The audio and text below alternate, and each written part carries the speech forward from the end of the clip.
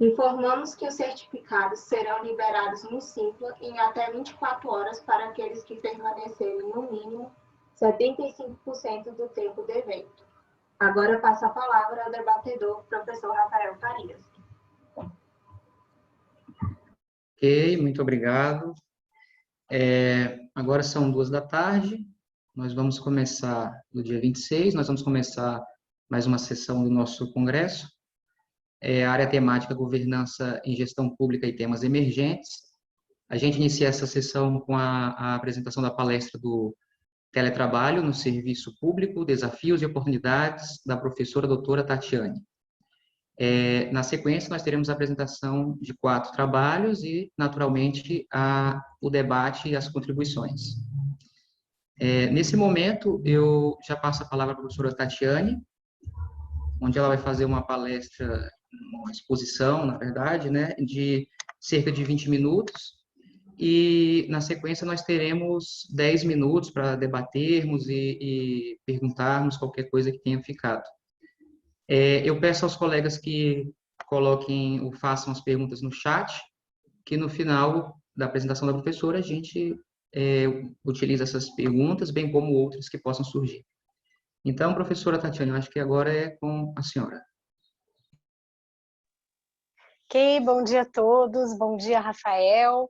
É uma grande satisfação poder participar deste evento, agradeço aos organizadores pelo convite e pela oportunidade. O tema da minha apresentação hoje é Teletrabalho no Serviço Público, Desafios e Oportunidades. Bom, o teletrabalho é um tema multidisciplinar e objeto de vários campos de estudo e disciplinas. Encontramos trabalhos, publicações em periódicos e revistas das ciências da informação, economia, sociologia, psicologia, direito. E o recorte desta apresentação específica se insere no campo da gestão. Então, eu vou abordar o teletrabalho sob a ótica da gestão nas organizações.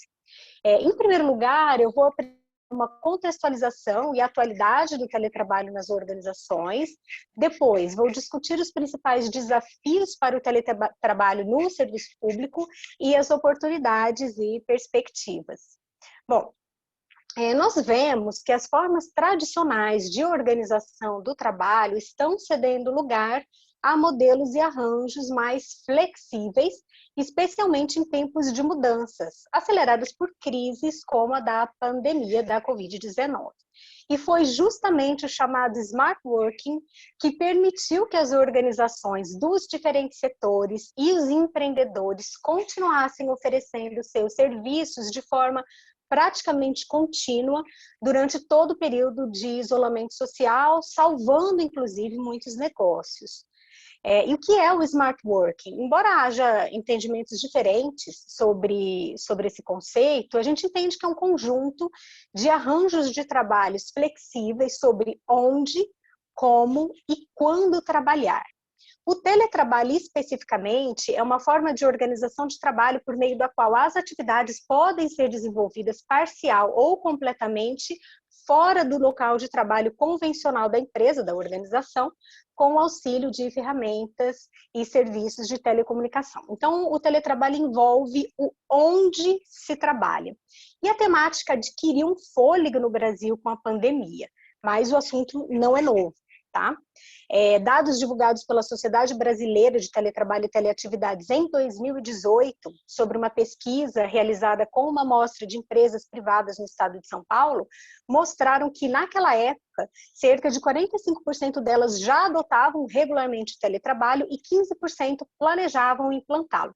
Então existe aí um consenso, inclusive na literatura científica e no meio empresarial, sobre as mudanças evolutivas nas práticas de trabalho e de gestão, possibilitadas por avanços tecnológicos que promovem uma maior agilidade organizacional e, ao mesmo tempo, atendem às novas expectativas e motivações dos profissionais economicamente ativos.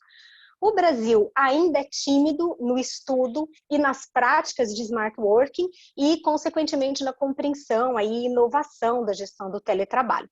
Embora no setor público existam organizações pioneiras que já adotavam o arranjo há muitos anos, né, bem antes da pandemia, o caso do CERPRO, que é um pioneiro, e organizações aí como TST, TCU, dentre outros, né, só para citar alguns exemplos. Um levantamento feito por um grupo de pesquisadores italianos, logo após a pandemia, mostrou que os países mais produtivos no referido campo são, respectivamente, a Coreia do Sul, os Estados Unidos e a Itália, inclusive com pesquisas do smart working no serviço público, e esses autores ressaltam a necessidade de se aprofundar a discussão sobre as mudanças que as práticas de smart working, de teletrabalho, geram nas práticas organizacionais e de gestão, né, e sobre as soluções que melhor se adaptem aos novos significados e às novas formas de trabalho. As organizações que não abraçarem a digitalização e os impactos que ela traz, as formas de trabalhar, provavelmente estão aí afadadas, né, afadadas a permanecerem fora do mercado competitivo. No setor público, nós não estamos falando de competitividade, mas de gestão sustentável, de gestão efetiva, de excelência. E aí vem a pergunta, né, o teletrabalho veio para ficar? Parece que sim. E claro que a implementação de arranjos como o teletrabalho requerem intervenções e adaptações que perpassam a estrutura organizacional, o layout de trabalho, as práticas de gestão e o comportamento organizacional nos seus diferentes níveis.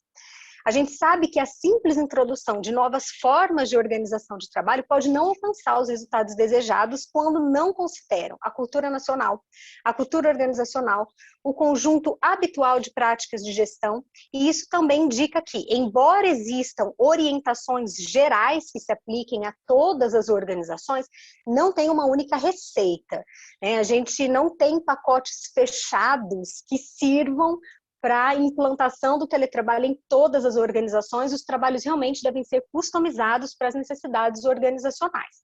Bom, com base nessa contextualização e nesse cenário que eu apresentei, quais são os desafios, os principais desafios no setor público? Nós temos um primeiro momento da pandemia, né, quando muitos desafios pertinentes ao teletrabalho vieram à tona para as pessoas e tomaram uma proporção muito maior, né, eles se intensificaram. Então, eu nem vou focar nas peculiaridades da pandemia, tá? Vamos falar então desses desafios, expectativas daqui para o futuro. Como eu disse, alguns órgãos já adotavam o teletrabalho, mas tiveram que ampliá-lo. E hoje no setor público existe esse interesse em ampliar esse modelo, né?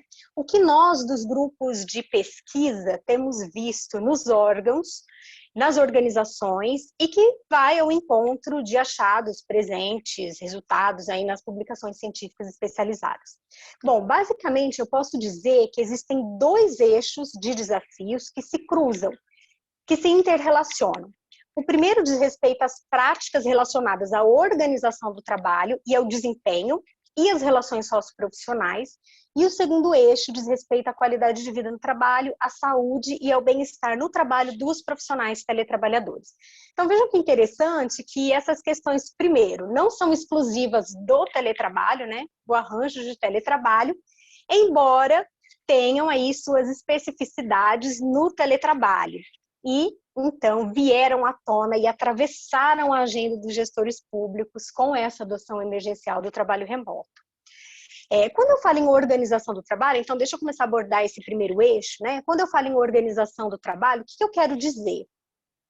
Bom, de um modo geral, a organização do trabalho ela envolve normas que definem como, onde, quando, quanto, por quê e por quem o trabalho vai ser realizado. Então, tempo de jornada, hierarquia, processos, ordem de realização das tarefas, responsabilização, divisão do trabalho, prestação de contas.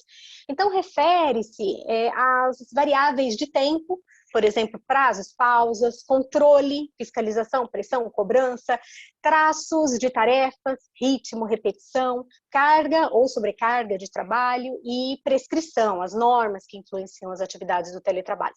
Por isso que a organização do trabalho está intimamente ligada com a própria gestão do desempenho e o desempenho, né, com os resultados. O teletrabalho ele vai alterar diretamente a organização do trabalho. é um arranjo flexível que exige a alteração nas nossas conhecidas e tradicionais formas de gestão. E aí, o que dizem as pesquisas sobre essa questão da organização do trabalho, no teletrabalho? Então, é comum os trabalhadores relatarem problemas básicos aí com dificuldades técnicas de suporte tecnológico, né, que é o básico aí para a gente pensar na implantação do teletrabalho, e também um aumento na carga de trabalho, gerando uma sobrecarga, falta de pausas, então pessoas trabalhando muitas horas corridas, desconfiança por parte de superiores e colegas sobre será que essa pessoa está trabalhando, o que ela está fazendo, onde ela está, maior pressão e uma cobrança mais intensa por resultados e por produtividade. E na prática, o que nós vemos no serviço público brasileiro?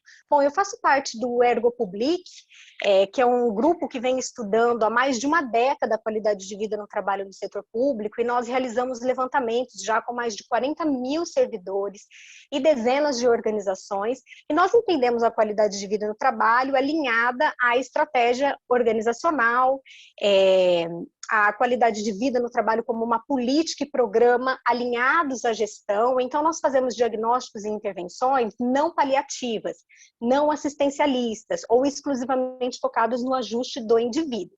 Mas nós trabalhamos com base em diagnósticos de contextos de trabalho das organizações públicas e do conjunto de práticas gerenciais adotadas nas organizações. Então, nós temos aí um verdadeiro mapeamento das práticas organizacionais e de gestão no serviço público, realizada ao longo dessa última década. E o que esses inúmeros trabalhos têm mostrado? Que justamente a organização do trabalho costuma ser a dimensão mais crítica, mais problemática do contexto organizacional nas organizações públicas. Então, costuma ser aquela dimensão com mais potencial para promover o mal-estar nos servidores e, portanto, é a dimensão sobre a qual nós temos que nos debruçar mais atentamente quando desenvolvemos programas para alterar os contextos e as práticas organizacionais e gerenciais e quando queremos desenvolver programas sustentáveis de QVT. Quando a gente olha para a organização pública, de acordo com o paradigma gerencialista, né, no qual a gestão pública brasileira é atualmente assentada, a organização do trabalho é de responsabilidade quase que exclusiva da alta gestão. É ela que pensa, define os parâmetros sobre os quais as atividades dos trabalhadores serão desempenhadas. Então, nesse sentido, são consideráveis os riscos de que a organização do trabalho se transforme em fonte de mal-estar, se não for adequadamente gerida, inclusive no caso do teletrabalho. Então, a presença de regras rígidas, hierarquia autoritária, sobrecarga de trabalho, tarefas vazias de sentido, são exemplos de organização do trabalho limitada e potencial fonte de mal-estar. E tem solução, né? Tem como intervir sobre a organização do trabalho nas organizações do setor público? A nossa experiência mostra que sim. E existem aí já uma série de boas práticas relacionadas, por exemplo, à cobrança de resultados, feedback no trabalho, mapeamento e distribuição de tarefas e responsabilidades, estabelecimento e pactuação de metas, avaliação de desempenho. E nesse caminho, os modelos mais participativos de tomada de decisões são fundamentais. É um ponto realmente de partida para se pensar em quaisquer mudanças efetivas. O teletrabalho, a gente tem que lembrar que exige justamente a superação daqueles princípios tradicionais de gestão rumo a uma gestão mais autônoma das atividades. O próprio método ágil, né, que tradicionalmente foi adotado em organizações de TI e que envolvem aí práticas que permitem entregas rápidas, de alta qualidade, baseada em desenvolvimento interativo, com participação colaborativa de toda a equipe, a qual deve estar alinhada aos objetivos estratégicos dos clientes, requer modificações na organização do trabalho e nas relações socioprofissionais.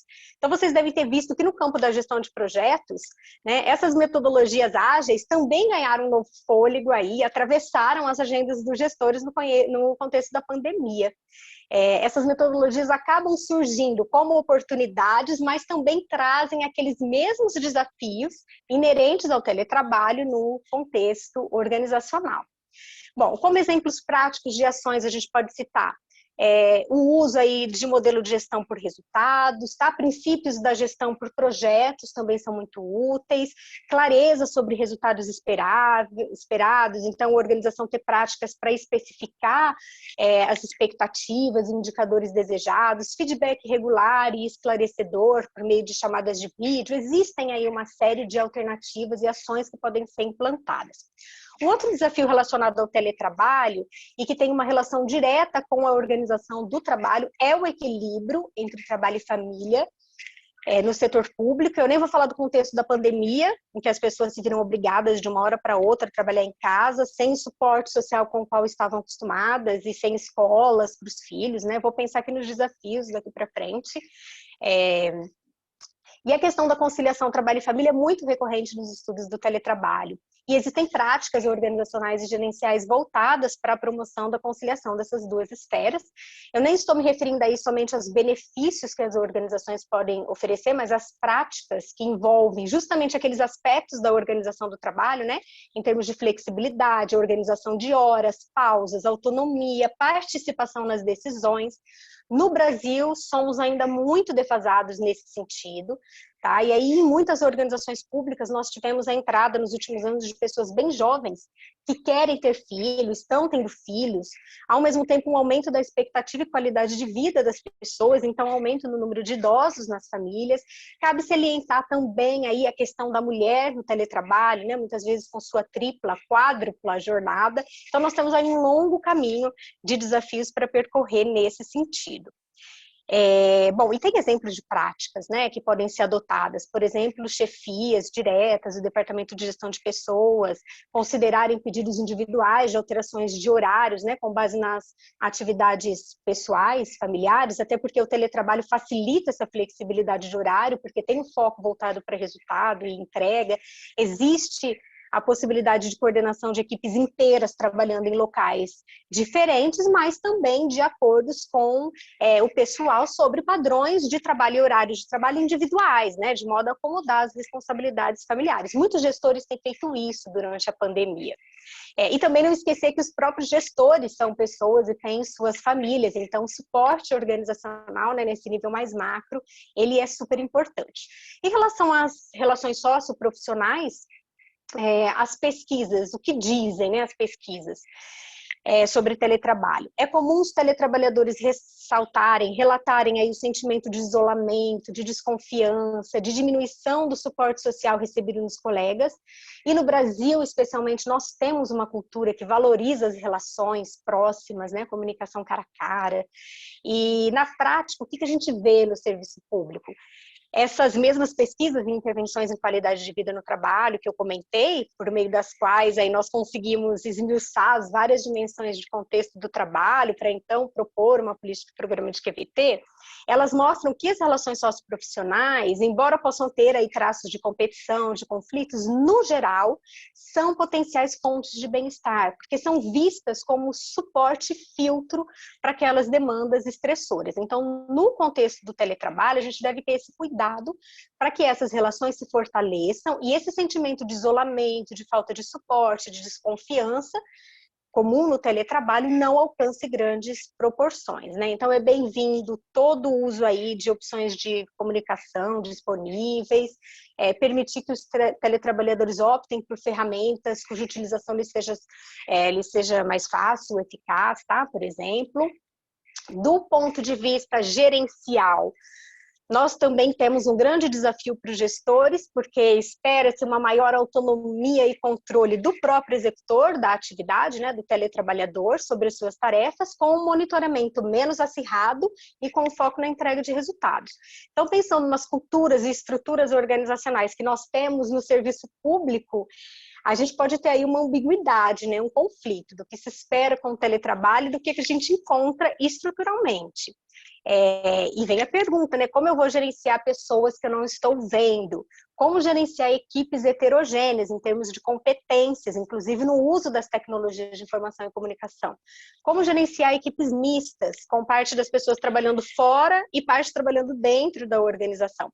Então, vejam que o teletrabalho ele é uma proposta mais flexível, porém, muitas vezes acaba seguindo muitas regras do trabalho presencial.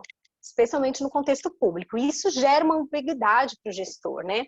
Então, como estabelecer metas de desempenho, de produtividade, sem descuidar da saúde? Nesse sentido, né, alguns exemplos de prática aí para gestão, a gente pode citar a orientação e preparação de planos de trabalhos individuais, que são discutidos e acordados, pactuados. Esses planos devem complementar os planos e processos já existentes, estabelecimento de prioridades, dividir equipes, de repente, em equipes menores e multifuncionais.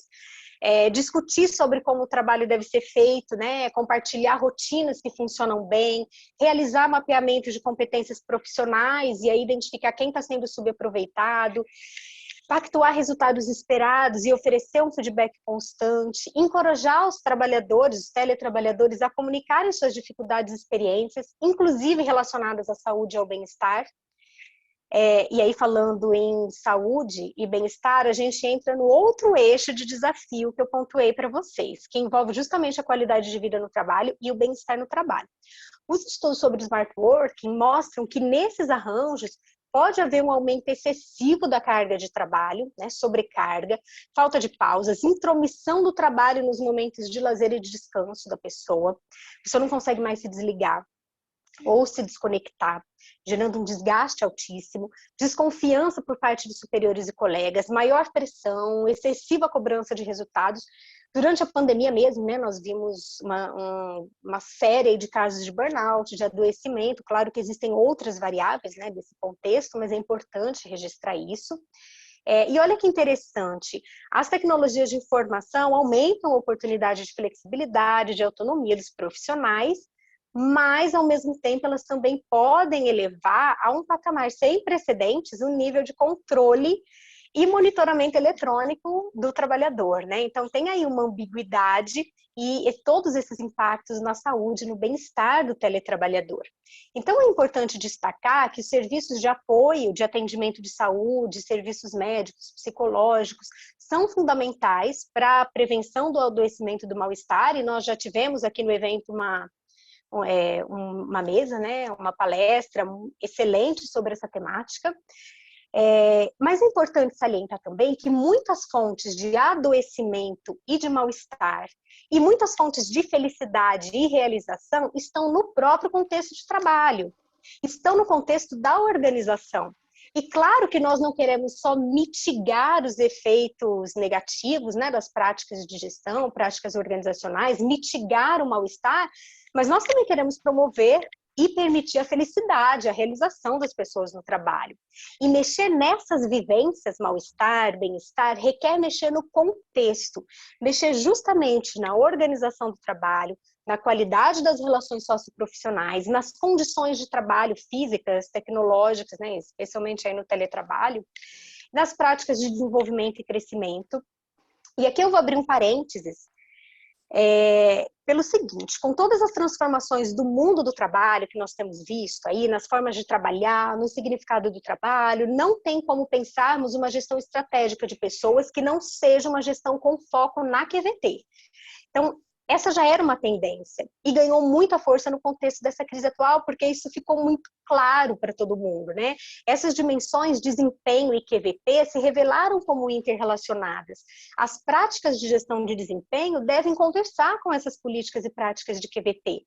O que nós estamos tentando transformar nas organizações é justamente isso, né? Então, falar em gestão estratégica significa falar em gestão com foco na qualidade de vida. E por que eu estou falando aqui de gestão de pessoas, gestão estratégica, no meio de uma apresentação de teletrabalho? Bom, como eu disse, o trabalho ele é um fenômeno multidisciplinar, né? E eu posso abordá-lo sob diferentes enfoques, com diferentes recortes. As questões das ferramentas tecnológicas, da legislação, por exemplo, são completamente enraizadas nesse debate, mas, como eu mostrei, os principais desafios atuais no serviço público dizem respeito às pessoas. Então, as variáveis relacionadas às pessoas, né? A cultura nacional, a cultura organizacional, os comportamentos, atitudes, práticas organizacionais, práticas gerenciais e as vivências dessas pessoas, desses profissionais no teletrabalho. Então, nós não conseguimos escapar desse debate. Diga. Eu aproveito, eu vou interromper a senhora. Pode falar. para fazer uma pergunta, a gente já entra no momento já do debate, os colegas quiserem fazer algumas perguntas para a senhora. E aí eu vi que a senhora falou uma série de dificuldades que existem. Segundo esses trabalhos, a senhora vê que o impasse maior, a dificuldade maior, ela está relacionada a processos, pessoas ou tecnologias? Ou seria uma mescla dos três? Ou qual uma intensidade seria visto esse maior grupo de dificuldades? Desculpa, continua. E deixo só à vontade para os demais também perguntarem assim que a professora responder. Bom, eu acho que a gente tem aí uma mistura dos três, né? As condições, quando você fala em tecnológicas, a gente fala de condições físicas, né, do trabalho, e eles geralmente são as mais fáceis de resolver, né? Quer dizer, você tendo dinheiro para fazer um investimento, um bom planejamento e bons profissionais para planejar essa implementação, isso é resolvido. E aí eu acho que a gente tem que fazer realmente uma revisão desses processos, né? E uma revisão, e quando eu falo aí de pessoas, eu estou falando de comportamentos, é porque a gente tem que considerar a vivência das pessoas. Elas é que nos contam como aquele trabalho está acontecendo, né? Que impacto aquele trabalho tem sobre elas. Então, quando eu falo, olha, a hierarquia é muito rígida, um forte traço ainda de autoritarismo, né? Pessoas que estão lá na alta gestão definindo como todos os trabalhos vão ser realizados, isso pode ter um impacto no mal-estar, porque eu estou olhando para esses comportamentos dessas pessoas. Então, eu diria que aí nós temos uma mistura de variáveis, uma interação de variáveis relacionadas, assim, aos processos, à estrutura e aos comportamentos, à cultura organizacional, aquilo que está institucionalizado realmente no contexto das organizações, Rafael. Maravilha. Se alguém quiser fazer perguntas, fique à vontade, senão eu vou fazer mais uma pergunta para a professora Tatiane. Então, vamos lá. Eu tenho visto, existem alguns países, inclusive, que eles estão reforçando e reformulando suas leis, né, inclusive leis trabalhistas, que fala justamente nesse ponto que a senhora falou, que às vezes não existe uma boa divisão, uma correta divisão, e o chefe, digamos assim, ele exige, solicita que os seus funcionários respondam mensagens, seja de e-mail, ou WhatsApp, ou qualquer outro grupo, fora daquele horário de trabalho, né? E tem alguns países que estão modificando essa legislação e deixando muito claro que não é obrigação do funcionário, e ele não pode ser penalizado de maneira nenhuma, se não responder uma mensagem, como disse, seja WhatsApp ou seja e-mail, fora daquele horário de trabalho dele, né? E eu acredito que isso seja uma questão cultural que tem que ser trabalhado. Não sei se talvez isso entre numa questão de dificuldades, né, que a senhora está falando. Isso. Veja, essa questão, assim, a gente pode pensar que normas, elas mudam comportamentos e mudam atitudes, porque a gente tem que se atentar a elas, né? A gente tem que segui-las. Então, aí essas leis, essas normas que vão sendo necessárias e vão sendo trazidas e desenvolvidas durante a implementação do teletrabalho, elas são importantes porque elas refletem esses problemas, né, que vão surgindo no processo. Então, elas são importantes, mas veja, é fundamental também a gente trabalhar com uma formação e uma preparação desses gestores, porque muitos não estão acostumados com esse modelo de trabalho, né? Então, as pessoas sempre trabalharam com aquele modelo clássico de gestão, especialmente no serviço público, e de repente elas se veem como supervisoras, líderes, gerentes de pessoas em teletrabalho, dessas equipes, e que são equipes muito heterogêneas muitas vezes, né? Então é necessário uma formação, uma preparação desses gestores e dos próprios teletrabalhadores, né? Os teletrabalhadores também têm que ser preparados para trabalhar nesse novo formato. E não esquecendo que os próprios gestores também são teletrabalhadores, e eles também muitas vezes estão nessa rede, aí eles também estão trabalhando de madrugada, de noite, atendendo a demandas dos seus superiores. Então, esse realmente é um impacto do smart working que muitos autores têm trazido, que é a dificuldade da gente se desconectar. Né? Então, a gente trabalha 24 horas por dia. E aí tem por isso que eu disse que a organização do trabalho, ela é a primeira dimensão, assim, sobre a qual a gente tem que intervir, né, Rafael? Porque ele envolve justamente esses aspectos aí. Perfeito. Leonardo Prudente está fazendo uma pergunta aqui no chat. A opinião pública entende o teletrabalho do servidor público como igualmente produtivo ou superior. Se a avaliação da opinião pública é conservadora, há uma tendência a excesso de cautela ou de controle na implementação do teletrabalho no setor público. Uhum. Na opinião pública, muitas vezes a gente vê uma imagem, até um estereótipo do servidor público, né? Quantas pessoas aqui já não ouviram, as pessoas não querem mais voltar a trabalhar, não querem mais ir para a organização, elas estão gostando de ficar em casa, como se elas estivessem em casa sem fazer nada, né? Estivessem lá assistindo uma série, televisão, mas elas estão trabalhando muito. Então, existe muitas vezes esse estereótipo, a gente pode notar, mas eu vou te trazer um dado aqui. Tem um artigo bem recente da Karina Velarinho, comigo e com a professora Gisela Demo, que foi publicado na Revista do Serviço Público, um trabalho feito no SERPRO, e que comparou experiências de bem-estar, a avaliação do desempenho profissional e a avaliação do contexto de trabalho entre trabalhadores e teletrabalhadores exercendo as mesmas atividades, as mesmas funções. E o bem-estar, a avaliação do desempenho e do próprio contexto de trabalho foi mais positivo no grupo de teletrabalhadores. Então, embora a gente tenha uma série de potenciais efeitos negativos aí do teletrabalho, muitas pesquisas mostram que, sob condições adequadas, né, a gente trabalhando essas variáveis de contexto, preparando e formando as pessoas, você tem um potencial aumento aí do bem-estar, da qualidade de vida, né, e até de condições de trabalho. Então, existem muitas oportunidades e uma perspectiva muito boa da implantação do teletrabalho. E acho que a gente está, assim, diante de uma ótima oportunidade para estabelecer redes e parcerias entre órgãos e equipes do serviço público, levantar e conhecer essas boas práticas adotadas nas diferentes organizações, repensar essas nossas práticas organizacionais e de gestão no serviço público, né, especialmente aí no que se refere à organização do trabalho. O teletrabalho faz essa exigência realmente, e nós temos muitos dados científicos aí para nos ampararmos, né? Eu acho que a gente tem uma ótima oportunidade de elaborar, inclusive, uma agenda de transformações para o serviço público, de uma forma mais ampla. Perfeito.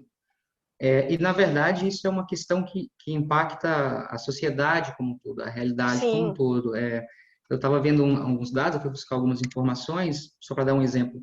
A cidade de Londres, ela, historicamente, sempre recebeu pessoas na faixa de 20 a 30 anos, né? E depois dos 30, esse pessoal buscava mais o interior do país. E aí, uma explicação, antes da pandemia, inclusive, 2014, 2015, foi a primeira vez na história onde essa migração não está acontecendo, está tendo uma diminuição muito grande. E aí a explicação seria justamente essa, que tanto as faculdades quanto os trabalhos possibilitando essas atividades remotamente, os jovens não estão mais precisando ir para as grandes capitais, né? Então, você vê uma questão, não é só uma questão do profissional ali, mas vai impactar a sociedade como um todo. E, professora, infelizmente o nosso tempo vai encerrando, mas eu vou deixar que a senhora faça alguma consideração final, para que a gente possa ir para os que destaque algo importante, que faltou falar. Eu sei que faltou falar muita coisa, mas a gente tem um cronograma. Sim, sobre o teletrabalho a gente poderia ficar falando aqui a tarde inteira, né? Ainda mais sobre desafios e oportunidades. Mas é isso, né? Assim, acho que o objetivo foi justamente abordar principais desafios, oportunidades, né? Não dá para detalhar essas ações. Acho que nós temos informações disponíveis para sermos bem efetivos nessa jornada. Eu estou à disposição aqui. Como eu disse, o teletrabalho ele traz uma série de desafios, considerando as peculiaridades do serviço público, né? Foi isso que eu tentei demonstrar. E o teletrabalho também tem uma série de potenciais impactos positivos na sociedade, como você disse, nas organizações, na saúde das pessoas, inclusive. É uma questão mesmo aí de planejamento e de uma boa gestão. Então, agradeço a todos pela atenção, a todas pela atenção, e estou aqui à disposição. Obrigada. Tá bom, professora, a gente agradece muito, tá? Eu convido a senhora para acompanhar a apresentação dos próximos trabalhos e na hora do debate, participar conosco, tá bom? Agradeço, obrigada. Muito obrigado. Bem, agora nós vamos entrar para a parte das apresentações dos trabalhos científicos, e eu convido já e pergunto, na verdade, se a Thaís de Araújo está por aí, que vai sobre o trabalho Acordo de Salvaguardas Tecnológicas. Boa tarde, já estou aqui. Oi, Thaís. Eu vou pedir que você comece a sua apresentação. Você tem 10 minutinhos, tá? Para fazer a sua apresentação. E depois a gente vai debater e fazer uns comentários sobre o seu trabalho, cerca de 5 minutos. Ok. A professora me informou que você vai ter que se ausentar depois disso, né? Isso, Tá, exatamente. sem problema nenhum. Por esse motivo, vou pedir que você apresente, depois eu vou dizer algumas contribuições, ou se alguém quiser colocar no chat, fica à vontade. E depois, só para informar os demais, a gente apresenta os últimos 3 trabalhos na sequência e debate os 3 na sequência. Tá bom, Thaís? Tá certo, perfeito. Então, eu vou te começar passar a aqui, palavra, pode ficar à vontade. vou encerrar aqui minha câmera para ficar um pouquinho mais rápida.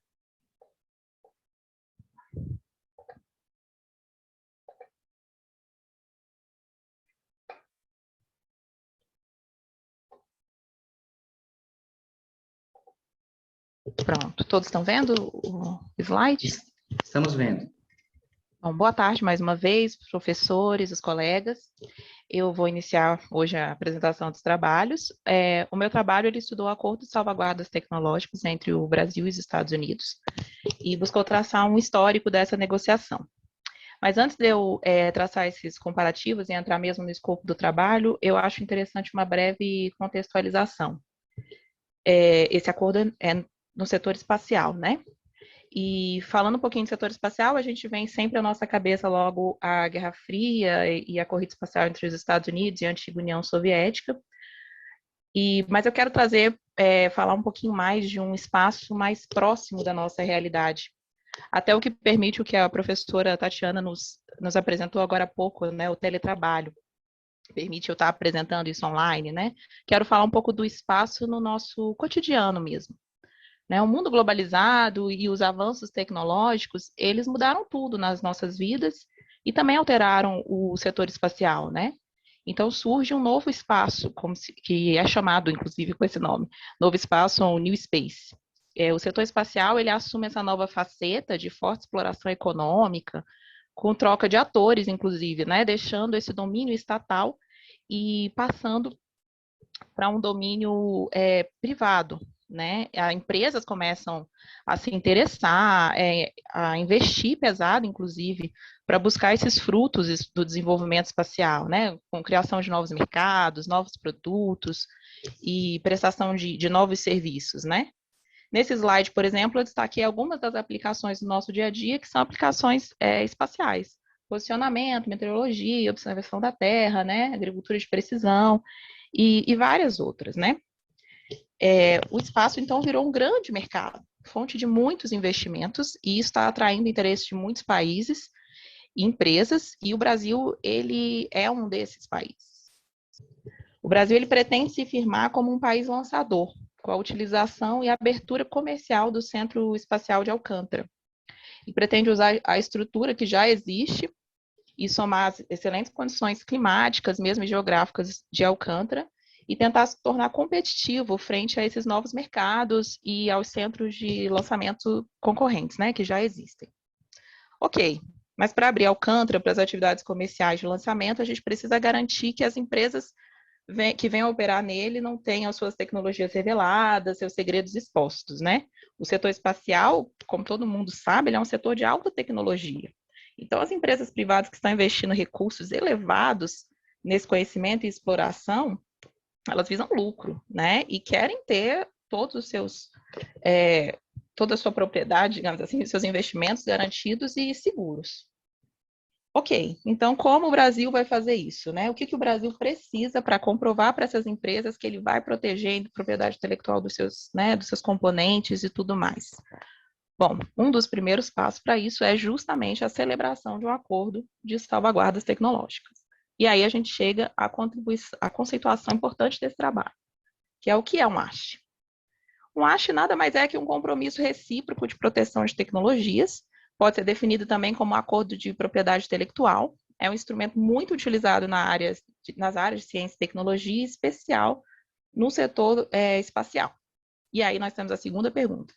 Por que esse haste precisa ser celebrado com os Estados Unidos, especificamente? Bom, hoje, os componentes americanos, eles estão presentes nos satélites e veículos lançadores, em todos eles, aproximadamente 80%, né, praticamente todos, digamos assim. Logo, qualquer empresa ou país que queira utilizar comercialmente o nosso centro, certamente vai ter né, algum produto, algum componente americano no seu produto, no seu veículo, no seu satélite. Assim, a operação do centro e a permissão para que essas empresas privadas, independente da nacionalidade delas, utilizem a área que está diretamente ligada à assinatura desse acordo com os Estados Unidos. A ideia de celebrar um ASHE, né, com os Estados Unidos, ela não é recente. Na verdade, nós já celebramos um primeiro acordo dessa natureza no ano 2000, ainda no governo do presidente Fernando Henrique Cardoso. Mas essa primeira tentativa, ela não foi aceita pelos parlamentares. Esse acordo foi recebido com muita desconfiança, severas críticas, comprometeria a soberania nacional e sequer foi votado. O acordo de 2019, que na verdade foi negociado ainda no final do governo Temer, ele já busca uma abordagem mais branda, né? Ele tentou adequar as disposições do primeiro acordo que foram muito criticadas pelos parlamentares e opinião pública, né? E, além disso, ele já, antes de enviar o acordo para aprovação, foram feitas algumas audiências públicas nas câmaras dos deputados, chamando diversos órgãos, favoráveis ou não, e eles foi buscado, então, assim, fornecer aos parlamentares um conhecimento do inteiro teor do acordo. Essa nova negociação, ela focou especialmente nos ganhos econômicos advindos da assinatura do ASHE, né? Que com a expansão do setor espacial e com as boas condições mesmo de Alcântara, isso pode atrair muitas empresas, né? E como num cenário de crise que o Brasil estava atravessando, foi muito bem aceita essa abordagem. Nesse slide aqui eu destaco algumas cláusulas que causaram reações muito severas no ano 2000, no ASHE de 2000, e as alterações dela para o ASHE de 2019, que foi o aprovado. Bom, no de 2000, as áreas do Centro Espacial de Alcântara, elas ficavam restritas ao governo dos Estados Unidos, que permitiriam a entrada só de brasileiros autorizados. Já na minuta de 2019, isso não acontece, o centro continuará sendo controlado exclusivamente pelo governo brasileiro. No de 2000, também teve a proibição dos recursos obtidos das atividades de lançamento para o desenvolvimento de tecnologias do Programa Espacial Brasileiro. Essa proibição foi retirada do de 2019, então podemos sim reaplicar esse dinheiro.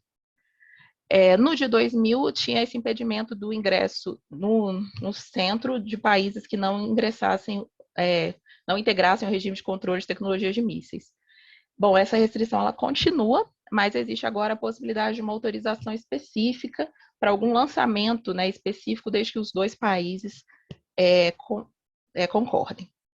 Então, tiveram muitos debates e audiências, né, e também teve a mudança de contexto político do Brasil, nós tivemos, né, a troca de presidente, consequentemente posturas e aliados, e principalmente esse enfoque econômico e as estimativas de perda de receita pela não exploração do potencial do centro, chegamos, por fim,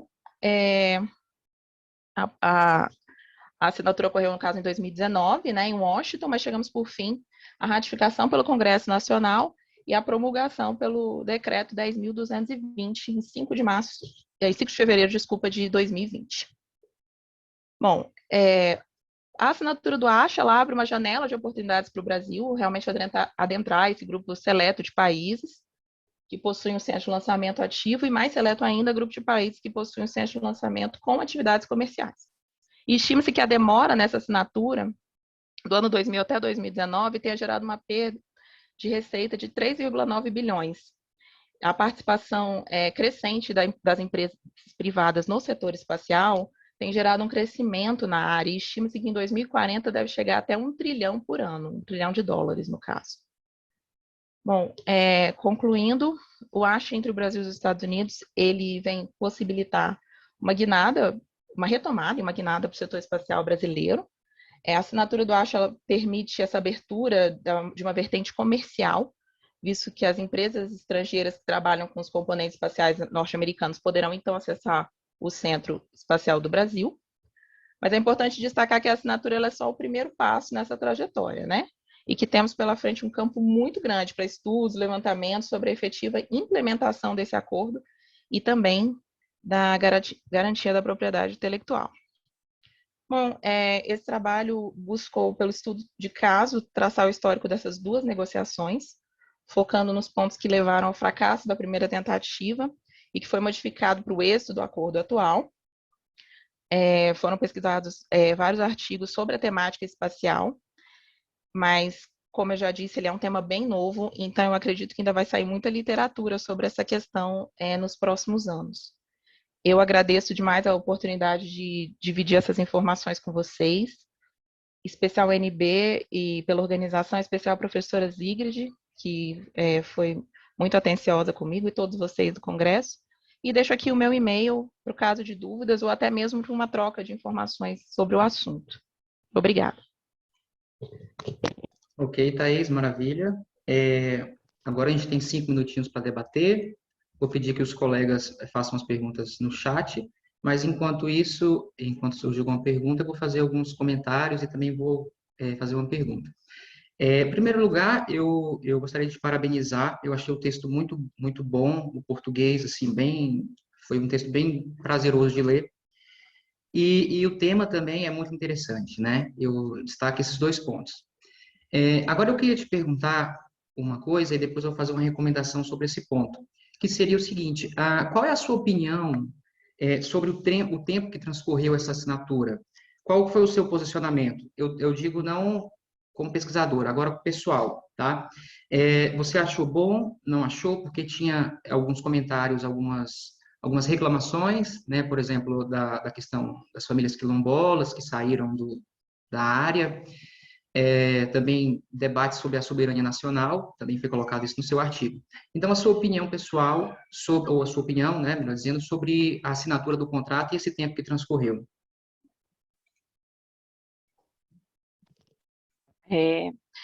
Realmente foram quase 20 anos, né, entre a primeira assinatura e a segunda assinatura.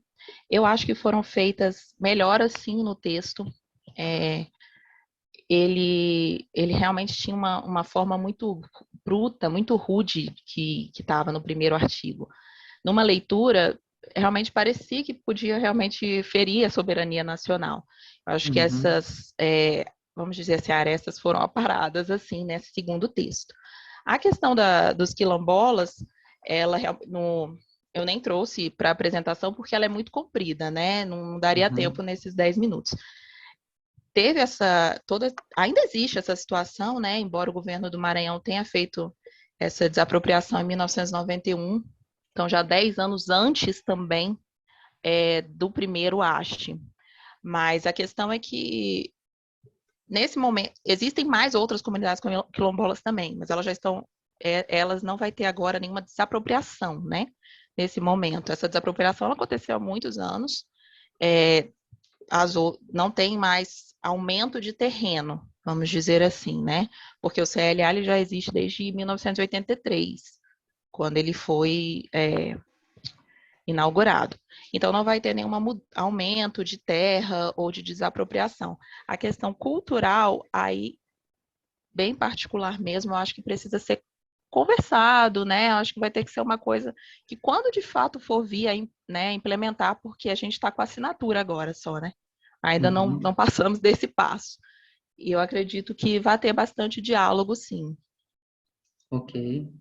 Então, Thaís, como eu queria te dar uma recomendação, quando você for submeter o seu trabalho a um periódico, é que tem alguns trechos da sua fala, no seu trabalho, que parece, né, fica evidente que você, digamos assim, foi a favor, né? E, por exemplo, vou destacar essa fala, ó, que tenhamos aprendido a lição e não deixemos que entraves mais vezes políticos e burocráticos atrapalhem essa excelente oportunidade econômica para o país, tá? Talvez, quando você for submeter isso por um periódico, possa surgir alguma crítica, no sentido de que você, como pesquisadora, deixou transparecer uma opinião, né? E quando a gente pega o título do seu trabalho, né, a gente vê que você buscou fazer um histórico, demonstrar a trajetória histórica, né? E é muito interessante, E aí eu te recomendo, mais uma recomendação, é que você foque um pouquinho mais e consiga realmente demonstrar, talvez até com uma linha do tempo, como foi no ano de 2000, 2019, 2020 agora, quais foram os entraves e o que mudou, né? E aí talvez a gente possa concluir que tenha sido um posicionamento político. A gente viu que tantos políticos ou deputados nas audiências eram contra, tantos eram a favor. Eu não sei se você tem acesso a esses dados, tá? Mas caso tenha, seria interessante, ok? Esses seriam os dois principais recomendações que eu faria no seu trabalho. Nossa, excelente, professor. Eu até consigo mesmo esses dados e eu achei muito boas as suas contribuições. Eu agradeço de verdade, porque eu ainda quero trabalhar bastante nesse tema. Maravilha. A gente está chegando no seu tempo, os colegas, eu acho que não tem pergunta. Então, Thaís, muito obrigado, tá? Eu vou depois te mandar um arquivo com outras recomendações, mas de maneira geral seria isso, tá bom? Muito obrigada, viu? Tchau, tchau. Parabéns. Obrigada. Tchau. Bem, amigos, dando continuidade, agora eu vou chamar a Bruna Maria de Almeida sobre o trabalho A Importância da Economia Espacial para o Apoio ao Desenvolvimento Socioeconômico. Boa tarde, colegas. Boa tarde, professores. Me chamo Bruna. Eu, juntamente com a professora Sigrid, montamos esse artigo, né? Vou tentar aqui compartilhar. Só um momentinho. Ok.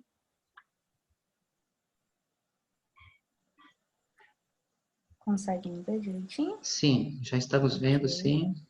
A mesma lógica, você tem 10 minutos para apresentação.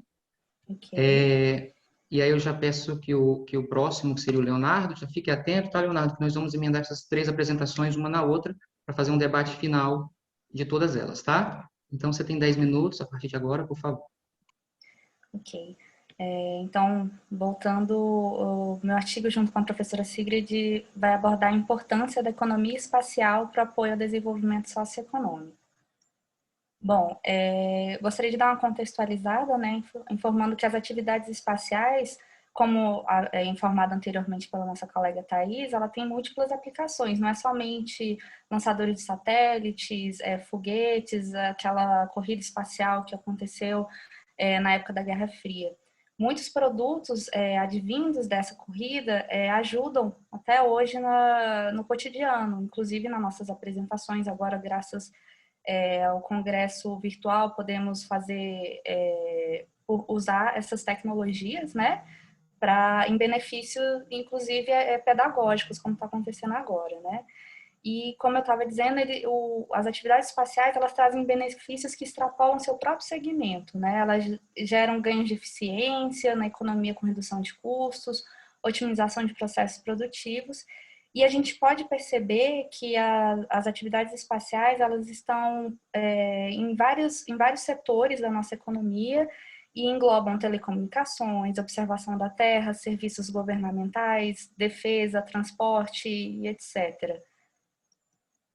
Eu estou mostrando aqui alguns dados, né, sobre a importância das atividades espaciais, que a economia espacial ela foi avaliada em 385 bilhões de dólares agora em 2020, né, e que cada vez mais países estão interessados em adentrar nessa economia, em conseguir benefícios através disso, né, a partir desses investimentos.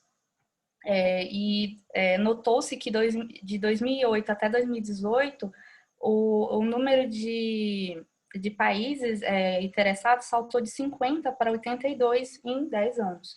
E os orçamentos espaciais dos governos cresceram, por exemplo, de 2019 para 2020 em 10%, totalizando mais de 80 bilhões de dólares. Mas o que seria essa economia espacial? A economia espacial engloba todas essas atividades de recursos, fornecem valor e benefícios para os seres humanos, elas englobam as atividades tanto públicas, das entidades públicas como privadas, né, para o desenvolvimento e fabricação de usos de infraestruturas espaciais e para as aplicações tanto no espaço como para as atividades aqui na Terra. E, além disso, gera conhecimento científico através dessas atividades. E aí, a minha pergunta de pesquisa para esse artigo foi o que diz a literatura sobre os impactos dessa economia espacial no desenvolvimento socioeconômico dos países, inclusive citando o setor privado, as empresas, grandes corporações. E o objetivo dele foi identificar a literatura que trata esses impactos da economia espacial, que extrapolam o seu próprio segmento específico, trazendo os benefícios que contribuem para o desenvolvimento socioeconômico dos países. E a minha hipótese foi, quanto mais organizado e forte o ecossistema, ou seja, quanto mais interligadas as instituições para diminuição de riscos, de incertezas e de controle de custos, quanto mais forte e organizado, mais chances vai haver das empresas gerarem, tantas empresas como o setor público, gerar inovação tecnológica e impactos positivos para o crescimento a nível mundial. Só não estou conseguindo passar. Ok. E o meu referencial teórico, eu entrei na parte do desenvolvimento econômico, na visão de Joseph Schumpeter sobre a destruição criativa, né, que a inovação é o motor do desenvolvimento econômico, né, e as abordagens da teoria neo-institucionalista de Douglas North e Oliver Williamson, que eles tratam sobre o arranjo institucional, justamente falando que quanto mais perfeito esteja esse arranjo, né, as estruturas estejam corretas, menos chances de risco, menos chances de incerteza, mais ganhos econômicos, né, e inclusive diminuição de custos de transação. E aí eu procurei, por meio das minhas pesquisas, encontrar esses conceitos de inovação tecnológica, arranjo institucional, eficiência de mercado e diminuição de custo de transação. Aí me retivei nesses 4 conceitos. E aí, no método de pesquisa, eu fiz um levantamento da literatura, né, no âmbito da economia espacial, de acordo com os conceitos que eu expliquei no slide passado. As plataformas que eu escolhi foram o Web of Science e o Google Acadêmico, e utilizei as palavras-chave Our Space Economy, Our Space Activities Importance, e com os operadores booleanos o asterisco e o AND. E aí, no total das minhas pesquisas, nas 2 plataformas, eu localizei 51 documentos, né, dos quais 18 foram relatórios, 12 artigos, e destaquei 37 documentos em linha com o tema, mas tive que fazer algumas exclusões, totalizando em 29 fichamentos que foram compilados na plataforma Mendeley. E aqui eu fiz um esboço só para mostrar como é que eu fiz a estruturação, né? Coloquei cada artigo, né? Com o autor, a organização dos documentos e os tópicos que eles falam, né? A partir do que estava se tratando os documentos. E aí categorizei cada um a partir dos conceitos teóricos adquiridos nos estudos teóricos de Joseph Schumpeter e Douglas North e Williamson. Aí, e o interessante foi que cada artigo foi encontrado mais de um conceito, o que deixou mais interessante a minha busca. E aí os resultados e análises foi a predominância de reflexões em torno da eficiência das estruturas das instituições, da criação de arranjos institucionais adequados e da inovação tecnológica. Foi demonstrado que, de fato, há um interesse na compreensão das contribuições do desenvolvimento do setor espacial para o desenvolvimento dos países. E as reflexões foram elaboradas com base nas vertentes dos estudos neo-institucionalistas. A verificação apontou também que o desenvolvimento do setor, de fato, está ancorado na necessidade de criar redes institucionais estruturadas e elaboradas para reduzir custos de transação e fortalecer um ambiente institucional capaz de sustentar esse desenvolvimento. E, além disso, foi possível encontrar outras reflexões a partir dessa sistematização dos textos, né? Eu fiz mais 2 tópicos no meu artigo, a partir desses resultados, que foram as mudanças na dinâmica da indústria espacial. Muito da literatura já está apontando sobre os impactos do New Space, que ele além de trazer novas tecnologias para benefício da sociedade, ele também traz formas de emprego, né? novas chances de emprego. Inclusive, deixei mais destacado o que, por exemplo, a NASA já está trazendo para os Estados Unidos, o impacto de crescimento do nível de emprego, né?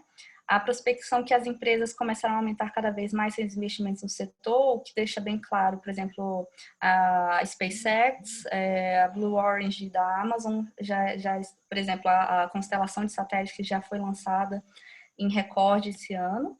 E sabe-se que ainda há muito potencial a ser explorado, que todos os dias novas tecnologias espaciais estão gerando subprodutos, inclusive agora, por causa da Covid-19, a pandemia está trazendo novas chances da gente reviver, de entender esse mundo. Outra forma também que eu encontrei da reflexão foi que a economia espacial é vetor colaborador para o desenvolvimento socioeconômico. Tem um estudo do Comitê das Nações Unidas para o Espaço Exterior que explica que 40% dos objetivos de desenvolvimento sustentável só são possíveis graças às tecnologias espaciais.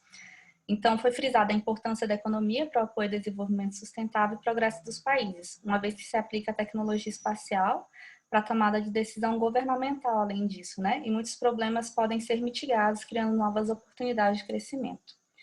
E, concluindo, foi destacada as mudanças ocorridas na dinâmica das atividades espaciais, por causa da globalização e das novas tecnologias introduzidas pelo New Space, além da cooperação com os países, que traz mais participação no setor privado e no setor espacial.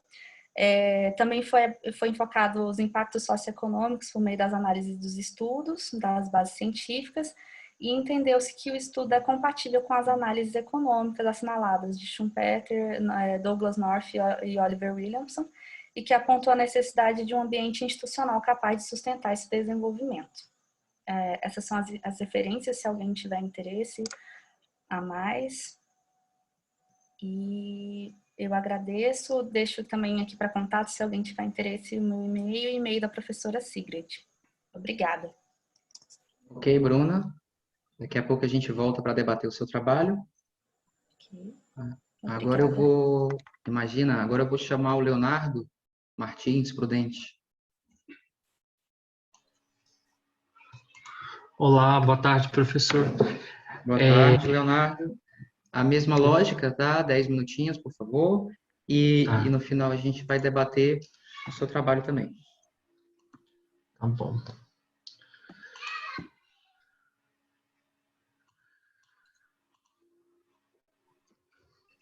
Estão vendo a minha apresentação?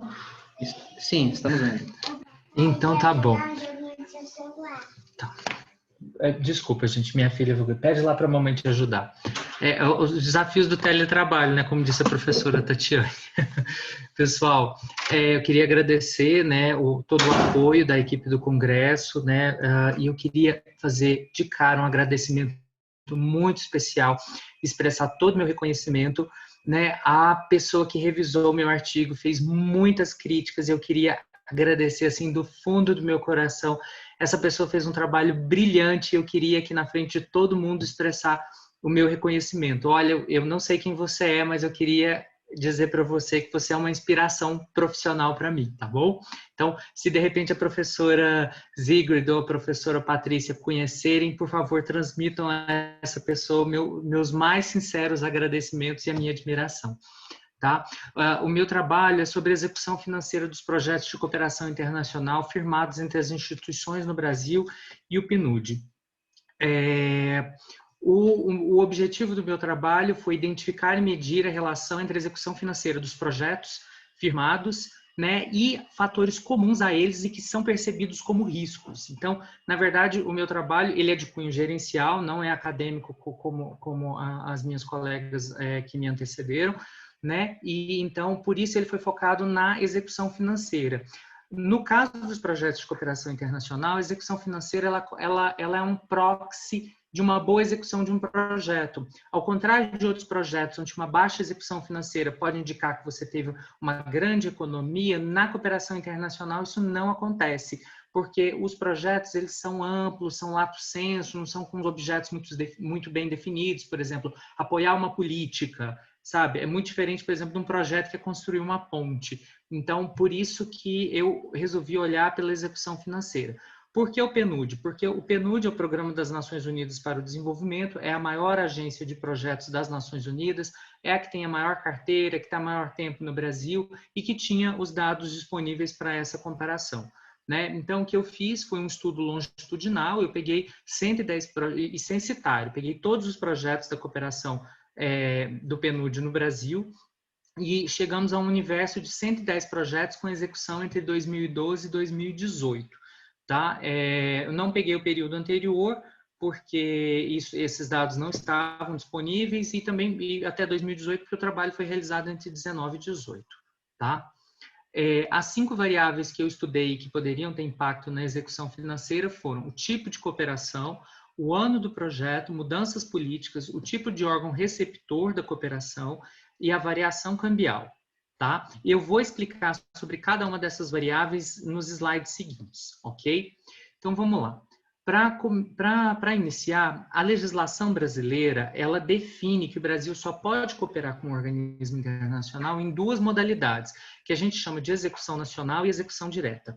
Qual é a diferença? Primeiro, a taxa que você paga para o PNUD, que no caso da execução nacional é fixo em 5% e na direta em torno de 8%, mas a execução é diferente. No caso da execução nacional, quem faz a execução do projeto, isso é, quem senta, escreve um termo de referência, contrata, paga, supervisiona o desenvolvimento das atividades, é a organização cooperante. Então, por exemplo, um ministério. Hoje, 60% dessa carteira está no governo federal brasileiro. Então, é o ministério que vai ter equipe para gerenciar, contratar, pagar, supervisionar, resolver problemas, todo esse tipo de coisa. Na execução direta, o PNUD funciona como um contratado. Então, você vai lá e fala, toma aqui o dinheiro, o projeto é esse, o objetivo é esse, e ele executa toda essa parte operacional. Então, com isso, a gente chega numa discrepância desses 2 universos. Na execução nacional, nós temos uma execução de 40%. Na execução direta, 60%. Né? E essa comparação deu um resultado significativo. Né? E por que é essa diferença? Exatamente porque a gestão está na mão do governo. Por quê? No governo você tem sempre mudança de equipe, realinhamento político, troca de gestão. Então, ela é muito mais lenta, muito mais morosa. Enquanto o PNUD, se você entregasse essa autonomia ao PNUD, a execução seria um pouco mais veloz. Cumpre registrar que a execução nacional é modalidade obrigatória para projetos financiados com recursos do orçamento federal. Então, raríssimas exceções vão estar no campo da direta quando estou falando de governo federal, tá? Então, isso é muito relevante. Boa parte da carteira do PNUD, eu diria que aí em torno de 1/6, está concentrada em projetos da execução nacional. E eu não encontrei outros estudos que olhassem para o panorama de projetos dos organismos internacionais no Brasil. Todos os estudos que eu encontrei se dedicam ao estudo qualitativo de um projeto. Então, pega um lá e fala, vamos ver o que isso daqui fez para uma política X, diferente do que eu fiz, que foi olhar um panorama. Tá? Em relação ao ano do projeto, o que eu fiz? Eu pareei todos os projetos em relação ao 1º, 2º, 3º ano e assim por diante, para ver se tinha variação em relação ao ano ordinal do projeto. E o que nós identificamos? É que, em comparação com o 1º ano do projeto, o 2º e o 3º ano do projeto tem um aumento da execução. Isso reflete a questão da curva de aprendizado. Enquanto no 1º ano as pessoas não estão acostumadas com as regras dos organismos internacionais, na medida que elas vão trabalhando, vão aprendendo, elas criam uma autonomia que aumenta a execução no 2º e no 3º ano. Hoje a legislação limita os projetos até 4 anos, né? Mas é possível prorrogar. Então, você tem aí, às vezes, chega até o 7º ano. Então, você vê que nos anos finais do projeto, que seriam o 4º ano ou o 7º ano, você tem uma explosão de execução. Por quê? Porque o projeto está acabando, você tem que gastar o dinheiro, então você acelera essa execução. Então, tem aí um espaço para que se melhore a execução no 1º ano do projeto, sobretudo por meio de um melhor treinamento e um mergulho das equipes na gestão dos projetos de cooperação internacional. Para quem aqui está acostumado com os projetos de cooperação, são os PRODOCs, são mais conhecidos como PRODOCs, tá? se tem alguém aqui do governo federal falando PRODOC, fica um pouco mais fácil de entender. Em termos de mudanças políticas, assim, toda mudança política define um realinhamento de todos os programas, políticas, projetos, e isso se reflete nos projetos de cooperação internacional também. No entanto, o estudo não observou mudanças significativas em 2014, quando a gente teve a eleição da Dilma, nem em 2016, quando a gente teve o impeachment e o início do governo Temer. Então, não houve mudanças políticas. Então, por que isso aqui é importante? Porque derruba uma crença comum nesse meio de que as mudanças políticas derrubam a execução do projeto. Então, há uma eliminação das mudanças políticas como um fator de risco. Por fim, nós temos o tipo de órgão cooperante. Em geral, nós temos o governo federal, governo estadual, municipal, ONG, sociedade de economia mista, empresas públicas, ONGs, mas a grande maioria está centrada no executivo federal. Tá? Quando a gente compara o setor público com outros, assim, nas comparações miúdas, a gente encontra algumas significâncias. Algumas não, mas até porque são 110 projetos, o universo não é tão grande para que as técnicas estatísticas possam confirmar em determinadas situações. No caso do tipo de órgão cooperante, o que a gente repara é que o setor público ele tem uma execução de 38%, enquanto os outros, que têm maior flexibilidade, não estão sujeitos à legislação e nem a essa descontinuidade política administrativa, têm uma execução de 60%. Então, isso daqui meio que repete os achados da primeira variável, que é aquele lá do tipo de execução. Né? Então, ou seja, mais uma vez, as características do setor público, sobretudo no âmbito da descontinuidade político-administrativa, têm impactado a execução desses projetos. Tá? Por fim, a gente tem a questão da variação cambial. Por que isso aqui é importante? Quando o Ministério vai lá financiar um projeto de cooperação internacional, ele faz um depósito no PNUD. Esse depósito é em reais. O PNUD transforma isso numa conta dólar.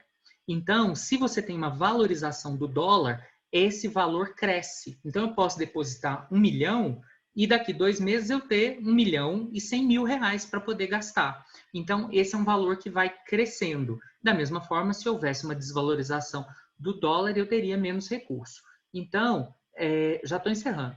E então, quando a gente fez o estudo estatístico, a gente não encontrou significância para o percentual de execução. Por quê? Porque o meu percentual de execução é calculado o quanto eu executei sobre o quanto eu planejava executar. Agora, quando eu comparo só com os valores brutos, aí assim há uma queda, né?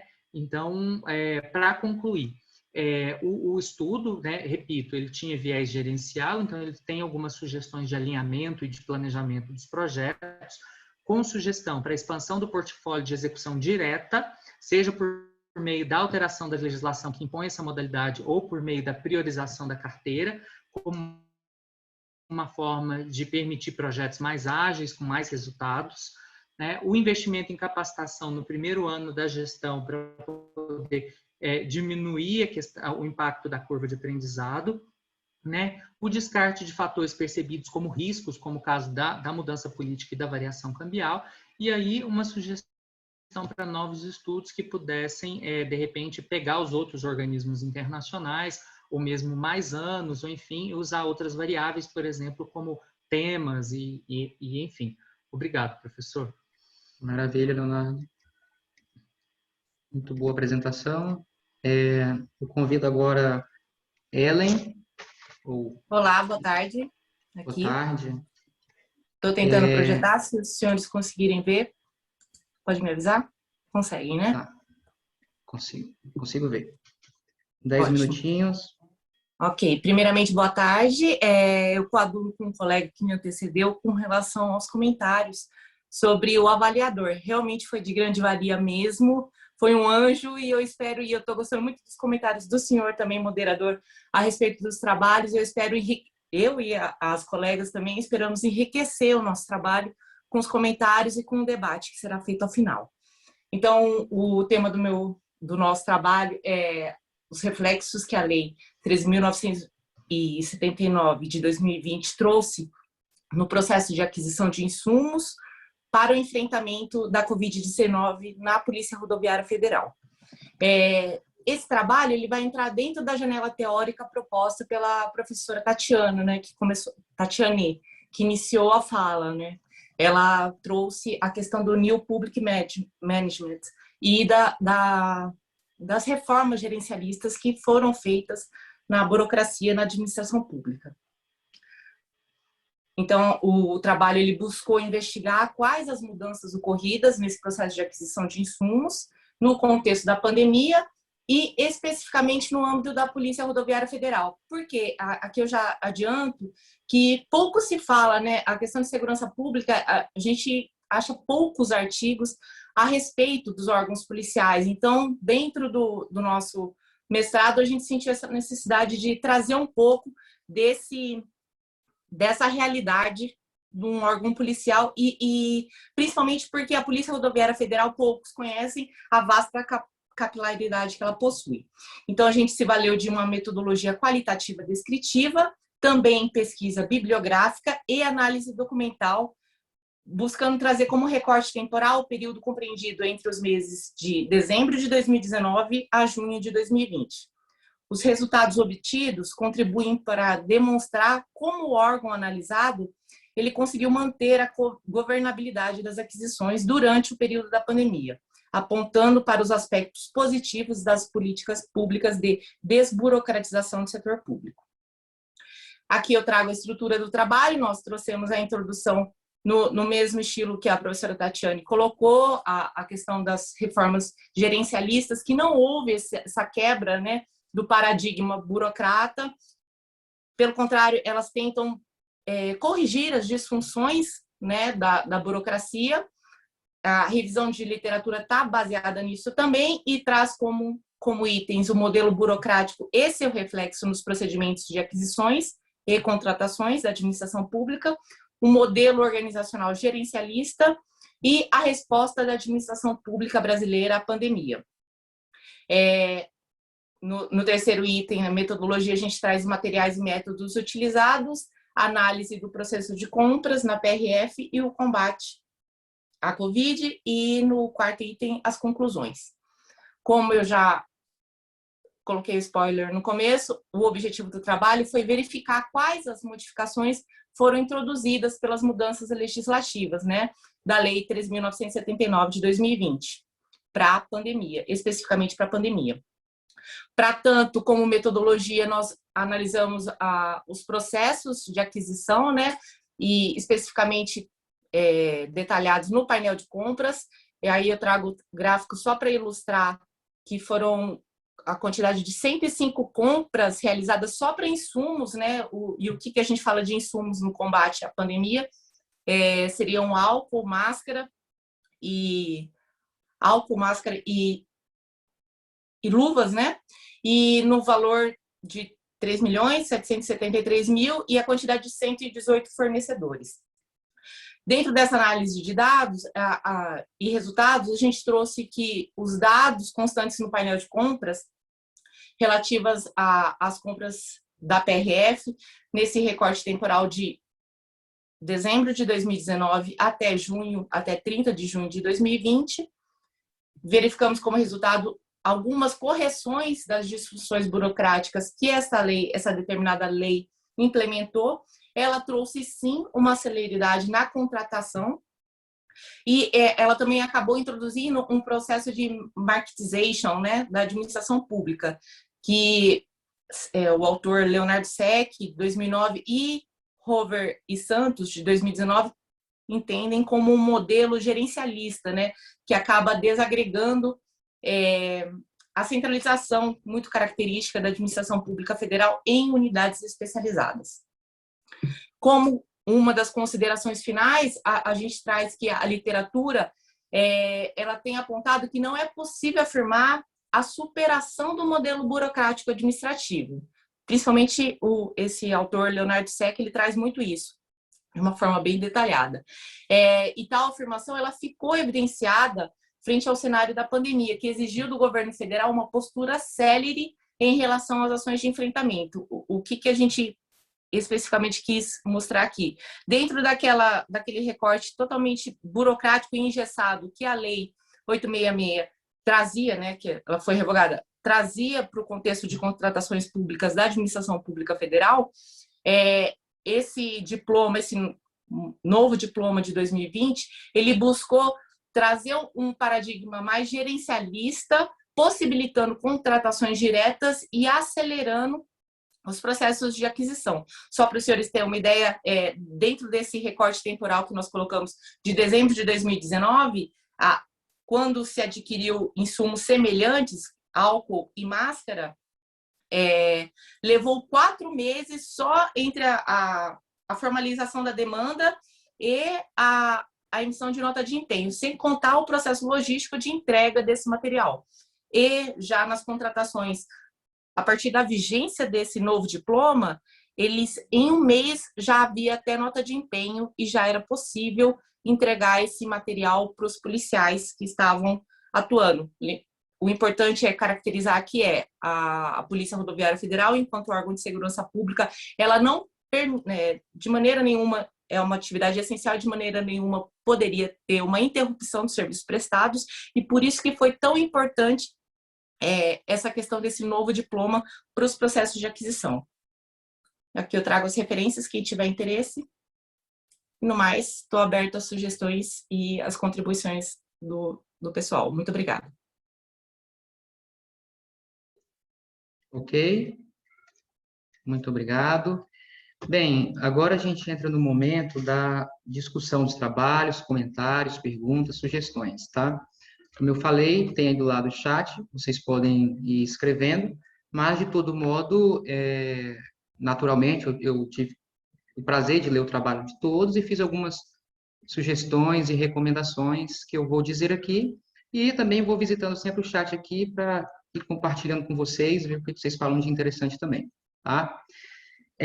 Vamos começar com o trabalho da Bruna, a importância da economia espacial. A Bruna pode abrir seu microfone, tá aí? Estou aqui. Beleza. Bruna, deixa eu só abrir aqui o seu arquivo. Tá aqui. Bem, parabenizo o trabalho. Eu vou fazer alguns comentários rápidos sobre alguns pontos que você pode melhorar, mas e que servem para todos os trabalhos, não só o seu, tá? E depois eu vou te fazer uma pergunta. Por exemplo, é importante que você deixe claro no título, também no título, o objetivo do trabalho. Porque ao ler o título e ao ler o seu objetivo, eu senti uma pequena disparidade, digamos assim, tá? Depois você observa isso. E aí alguns outros detalhes. Por exemplo, você utiliza referências muito recentes, de fato, mas só que eu senti seu trabalho muito pautado em relatórios técnicos. Tá? Seria importante que você buscasse também trabalhos que falem sobre isso, em periódicos, no caso, tá? Não ficar só nesses relatórios técnicos. Okay. Também fez alguma utilização de quadro na introdução, bem como citações diretas na introdução, é bom evitar esse tipo de coisa, tá? Como eu falei, isso serve para todos os trabalhos, agora eu vou debater um pouco melhor. No meu modo de ver, você abordou muitos conceitos diferentes, né? Quando você utiliza lá no quadro 1, você analisou a literatura e viu que fala de inovação tecnológica, arranjo institucional, eficiência de mercado, diminuição de custos de transação. E aí, tem um trecho que você fala assim: esta verificação pode apontar que o desenvolvimento do setor, de fato, esteja ancorado na necessidade de criação de redes institucionais, redução de custos de transação e fortalecimento de um ambiente institucional. Então, agora visitando o seu quadro 2, que é onde você coloca todos os trabalhos, eu vejo essa daqui como a principal contribuição do seu trabalho, tá? Que você fez a busca bibliográfica, e aí você coloca o título do trabalho, o autor e o tópico. Naturalmente, nesses trabalhos aqui, eles falam de tudo isso que você disse, por exemplo, eficiência, arranjos, a inovação tecnológica, redução de custos de transação. Contudo, a gente não pode dizer que esse setor está se desenvolvendo ou vai se desenvolver analisando todos esses fatores. Se eu fizer uma análise, por exemplo, uma busca, como você fez para qualquer tema, seja administração de hospitais, administração da rede pública, naturalmente eu vou encontrar trabalhos sobre diferentes correntes, sobre diferentes temas, sobre diferentes teorias, mas a eficiência, digamos assim, não vai ser encontrado estudando tudo isso junto, tá? Então, essa é uma fragilidade que eu vejo no seu trabalho, esse fato de você ter abordado muita coisa junto. Aí eu te pergunto se você tem familiaridade com trabalhos bibliométricos. Não. Inclusive, eu estou aprendendo agora que eu entrei no primeiro semestre do mestrado profissional de economia, da gestão econômica da inovação tecnológica, né? E estou começando agora a fazer esses artigos. Então, assim, esse foi o meu primeiro artigo, introduzindo mesmo. Ótimo. Uma recomendação que eu vou te fazer é a seguinte. Por quê? Porque você já tem esses dados em suas mãos, né? Que é aqui o caso quadro 2, tá? Que você fala dos títulos, autor, organização. Em vez de você, digamos assim, discorrer sobre todos os trabalhos e aí fica algo meio, digamos assim, nebuloso, porque fala de muita coisa diferente, você poderia pegar esses dados e transformar num trabalho bibliométrico, tá? Aí você vai dizer para a gente, por exemplo, nesse tema que você está estudando, quem são os principais autores, quais são os tópicos que estão sendo utilizados, quais são as universidades, quais são as correntes, quais são as teorias, quais são os métodos. Naturalmente, você pode pegar esses trabalhos, que você também utilizou, esses 29, e também fazer uma agenda de pesquisa, tá? Você vai lá nas considerações finais, ver até onde eles foram, quais são as lacunas que eles deixaram, o que eles acham que merece ser estudado, e faz um quadro. E coloca, olha, até o momento se estudou isso, mas tais estudos, que não são muitos, são 29, recomenda que se estude isso e aquilo. Entendeu? Essas seriam as duas principais contribuições que eu vejo no seu trabalho. Nossa, professor, eu agradeço muito. A gente começou agora a trabalhar sobre isso, né? E o professor Rezende, nas primeiras aulas, já estava passando para a gente estudar justamente isso. Eu estou tentando melhorar sempre. E eu agradeço muito a sua contribuição. Tá bom. Rafael, posso só complementar claro, um pequeno detalhe, né? Porque eu acho que quando você comenta assim que são muitos relatórios, e de fato isso é uma limitação que a gente encontrou nesse estudo, porque esse conceito de new space é um entendimento, né? É uma tentativa de traduzir um fenômeno muito novo, e de fato não tem uma literatura assim de 20 anos com esse conceito, porque na verdade a própria é uma configuração muito recente, e onde tem mais informação são os relatórios institucionais, não tem ainda literatura científica olhando para o fenômeno New Space. Então acho que quando a gente fez a busca, né, é uma busca assim criteriosa, mas o número de artigos é porque realmente não são tantos no mundo, porque é um fenômeno novo, um jeito de olhar para a realidade também muito novo.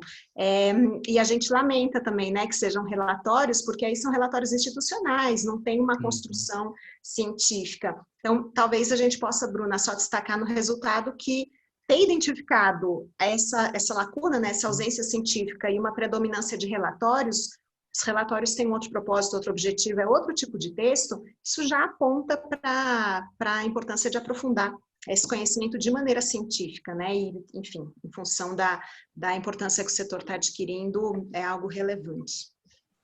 Maravilha. Só para complementar os relatórios, viu, Rafael? Bruna, o professor José Márcio pergunta aqui como a economia espacial contribuiu e pode contribuir para o combate à pandemia.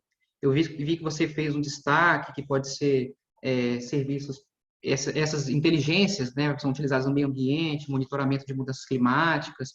Eu acho que o seu trabalho pode responder ao professor José Márcio. Bom, eu complementei na parte do trabalho, né, falando um caso de sucesso que em 37 dias os engenheiros aeroespaciais, eles conseguiram construir um respirador em tão pouco tempo para ajudar nos Estados Unidos, né? Então, assim, as tecnologias que eram usadas num lançador de satélite foram atribuídas para algo bem específico da Covid-19. Achei bem interessante, até pautei. Outras coisas assim mais interessantes são a questão de operadores de comida que tiveram que trazer os alimentos aqui para dentro de casa, como a gente não pôde sair, né? As próprias atividades de inteligência, como o senhor mencionou, que foram determinantes para, por exemplo, o uso para se investigar onde que estão os maiores pontos de contágio, né? Isso foi usado com o sistema Galileu, que é um sistema de posicionamento da Europa, né? Foi usado pelos países europeus. Então, assim, eu acredito que já esteja um certo monitoramento de atividades espaciais para a Covid-19. É isso. Verdade.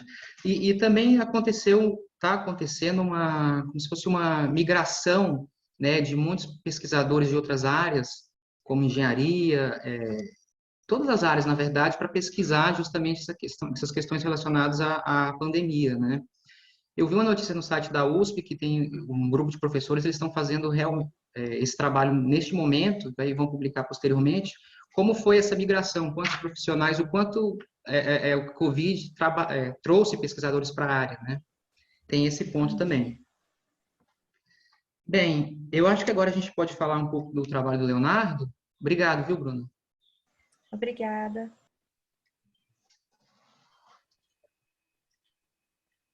Leonardo, eu vou abrir aqui o seu documento. Está aqui, Leonardo Martins. Leonardo, seu trabalho foi um trabalho quant, né? No meio de tantos trabalhos qualis.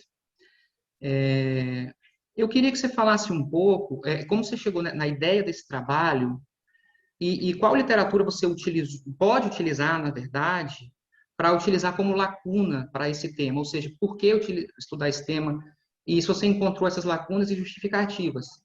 Porque essa é uma sugestão que eu faço, que você melhore na sua introdução. Porque eu vi, naturalmente, o tema é importante, o tema é útil estudar isso, mas eu senti falta dessa lacuna e justificativa que não impactam a versão final do trabalho, porque você pode buscar posteriormente. Você está coberto de razão. Assim, existem pouquíssimos estudos sobre o desempenho dos projetos de cooperação internacional do lado quant. É aquilo que eu falei, você vai ter estudos de caso. Tem poucos. Uhum. Assim, hoje você tem uma literatura que é focada em cooperação internacional, que não é o meu foco aqui, porque eu fui olhar pelo foco da gestão de projetos, tá? Então, quando eu for desenvolver o estudo e resolver todas as lacunas dele, eu vou me dedicar na literatura sobre gestão de projetos. Porque ele é um tema novo, é árido, entendeu? Não tem muito estudo, não tinha muito para onde correr. E, além disso, o trabalho ele foi feito com foco gerencial. Ele é produto de um MBA em gestão de projetos. Então, não havia tanta pressão, tanta preocupação por uma revisão da literatura mais extensa. Então, assim, essa foi uma das críticas que o orientador fez, entre todas as brilhantes críticas que ele fez, mas que eu, assim, inclusive por causa disso, eu já sabia da fragilidade dele, tinha até uma certa expectativa de que ele não fosse aprovado, sabe? E fiquei muito feliz de ter sido aprovado, mas eu concordo com a sua crítica. Tá. Eu vou te perguntar também, ao longo da apresentação dos resultados, você utiliza algumas expressões da seguinte maneira, você coloca, apresenta o resultado e fala, o resultado é X, contrariando as expectativas. Não é assim que você coloca? Acho que 3 ou 4 vezes ao longo da apresentação.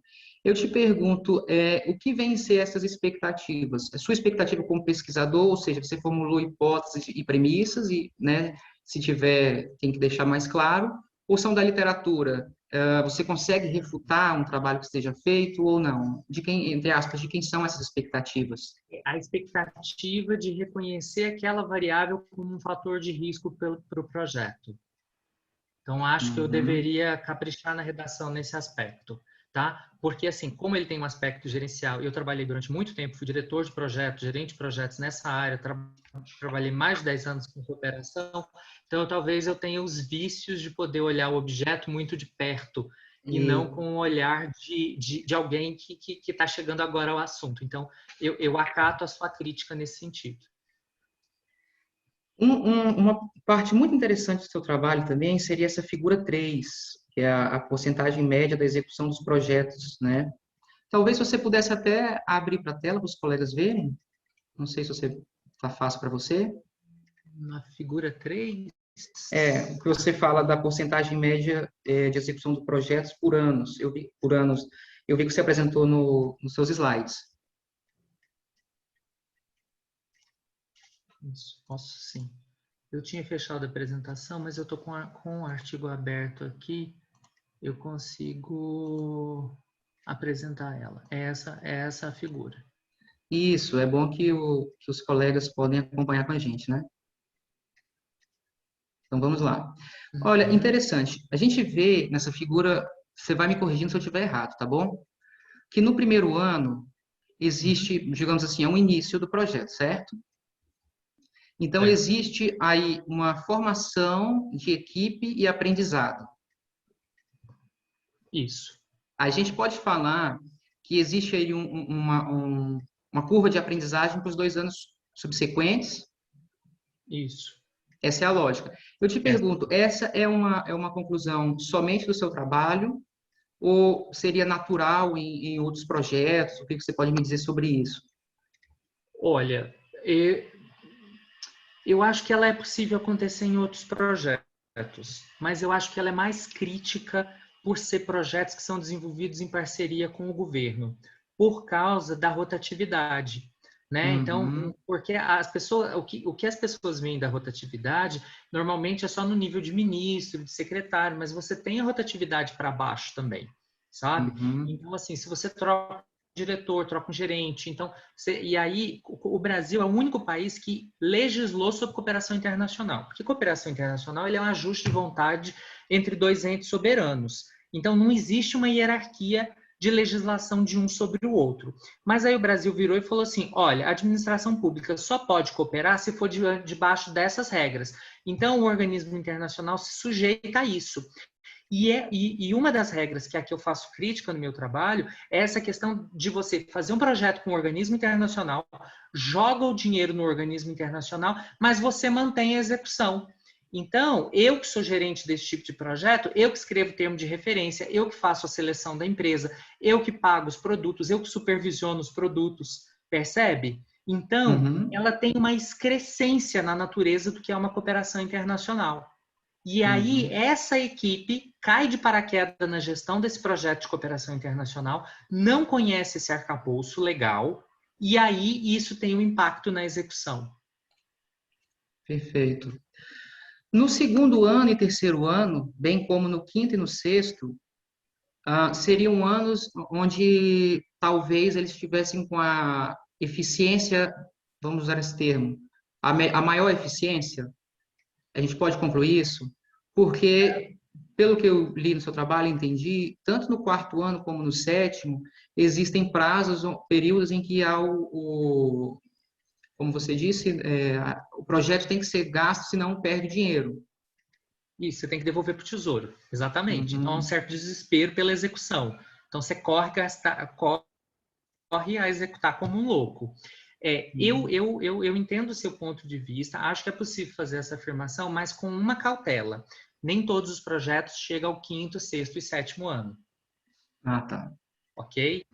Porque a legislação define um teto de 4 que pode ser prorrogado. Ora, se você perdeu o prazo da prorrogação, ou isso ficou preso no processo burocrático, você perde ali, entendeu? Então, assim, o meu número de projetos por ano, ele vai caindo, né? Todos os projetos têm primeiro ano, mas nem todos têm sétimo. Perfeito. Agora, para finalizar a minha fala, que eu estou vendo aqui, por enquanto, nenhuma pergunta, vamos dar uma olhada nessa figura, da figura 4, que você fala das mudanças políticas. Isso. Está aqui em tela. Perfeito. Você coloca, se houvesse relação entre variáveis estudadas nesta análise, a posse do governo Dilma Rousseff em 2014 e a posse do Michel Temer em 2016 deveria dar uma oscilação. Isso. Essa lógica. Mas você coloca, a Dilma Rousseff ela foi eleita em 2011, o primeiro governo dela, 1º de janeiro de 11. Por que você colocou essa diferença de 3 anos? Foi um equívoco ou, não sei, os projetos demoram para sair? Não, é porque os dados só estavam disponíveis a partir de 2012. Então, para os dados disponíveis, eu não pego a primeira posse dela. Então, por isso que eu não posso investigar. Ah, entendi. Ah, entendi. Perfeito. Só tenta deixar, porque eu li e reli e não consegui entender. Agora que você falou, eu entendi. Tá bom? Não, é porque no período estudado, nós tivemos só 2 mudanças. A Tá. reeleição da Dilma e o início do governo Temer. Eu não tenho, o período estudado não pega nem a eleição do Bolsonaro e nem Perfeito. a eleição da Dilma. Tá bom. Então, ok. Então, esse é o segundo parágrafo abaixo dessa figura, talvez você possa falar isso, escrever isso que você falou, tá bom? Entendido. Maravilha, muito obrigado. De nada, eu acho que vamos dar um minutinho aqui enquanto eu abro outro arquivo, ver se não aparece uma pergunta no chat, senão a gente passa já para o último trabalho. Tá? Vou abrindo aqui o trabalho da Ellen.